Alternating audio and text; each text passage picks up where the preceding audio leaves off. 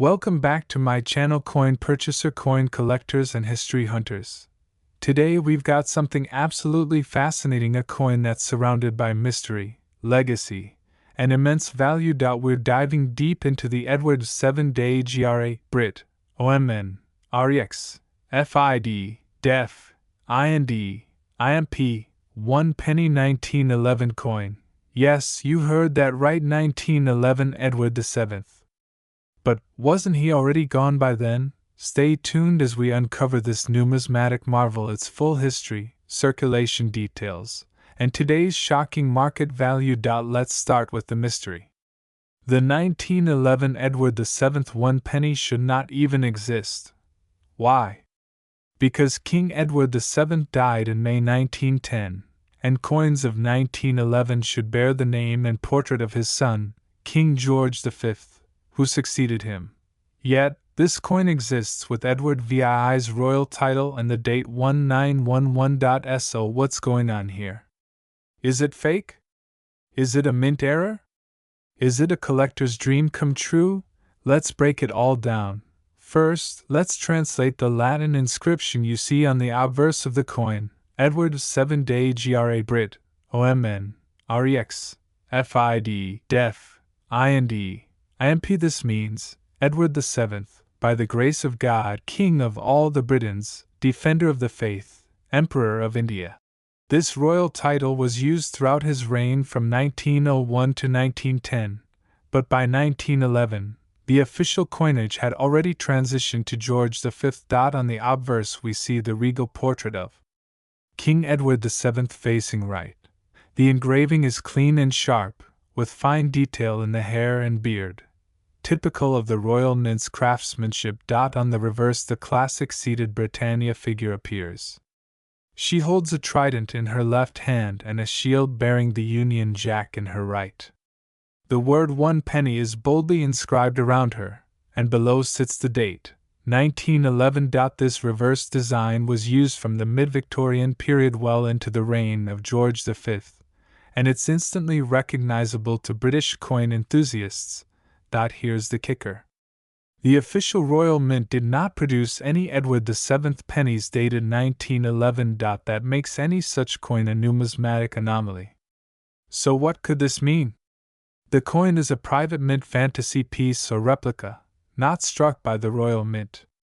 It could be a die mix-up where a mint worker used an old die of Edward VII for testing or early production in 1911. It might be a forgery or error token created by a die engraver as a test strike. Only expert analysis, weight testing, metal composition analysis, and microscopic inspection can verify authenticity. But regardless, these coins are extremely rare, and collectors are eager to own one. King Edward VII ruled from 1901 until his death in 1910.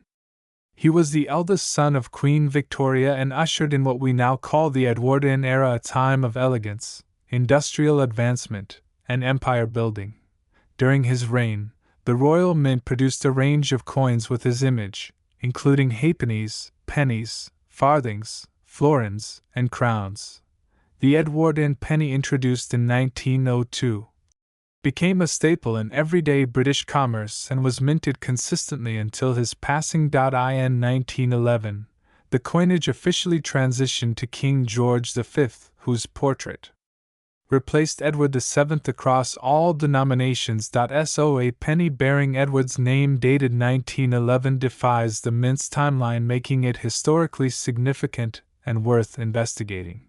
Many coin historians believe these pieces might have been privately struck or unauthorized mint tests, which somehow made their way into circulation or collector markets. If authentic, the 1911 Edward VII 1 penny would have followed the standard specifications of its time: 95% copper, 4% tin, 1% zinc, weight approximately 9.45 grams, diameter about 30.8 mm. Edge plain. Now, most Edwardian pennies were struck in huge quantities and saw heavy circulation across the British Empire. But this 1911 anomaly, if it circulated at all, would have been extremely limited, perhaps even accidental. Now for the part that really excites collectors' value and worth. If a 1911 Edward VII 1 penny was ever truly circulated, it would have looked worn, possibly with faded lettering or a smooth Britannia, even in a circulated state. A verified authentic specimen could command hundreds to thousands of dollars simply due to its rarity and the historical error behind its existence. Uncirculated or proof-like pieces, if they exist, would be priceless treasures. Private collectors, museums, and even Royal Mint historians would compete to obtain such a specimen. According to auction history and numismatic reports, a well-struck fantasy piece or restrike may sell for between $200 to $800. A verified test strike or mint error from 1911 with Edward VI's bust could fetch between $1,000 to $5,000 depending on provenance and condition. If a certified original specimen was confirmed by experts as authentic Royal Mint production, it could soar beyond $10,000 or more, especially if it's the only known example. Thinking you might have one of these mysterious coins? Here's what to do. Check the details, look at the portrait, date, and lettering. Are they consistent with genuine Edwardian pennies? Weigh the coin, ensure it falls within the standard 9.4 to 9.5 grams range. Test the metal should not be magnetic.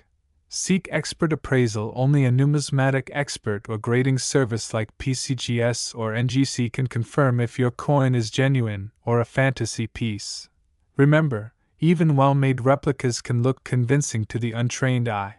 This coin, the 1911 Edward VII 1 penny, is more than just a copper disc. It represents a bridge between two great monarchs, a curious historical glitch, and a treasure that challenges even seasoned collectors. So whether it's a mint test, a fantasy strike, or a rare survivor from a forgotten die, this coin is a true mystery of the numismatic world. If you ever come across one, and just toss it aside. It might just be the key to a forgotten chapter of British coinage history. Thanks for watching, coin lovers. If you enjoyed this deep dive into the rare 1911 Edward VII penny, don't forget to like the video, comment if you've ever seen or heard of this coin, subscribe for more rare coin histories and market values, and as always, keep collecting, keep hunting, and keep the past alive, one coin at a time.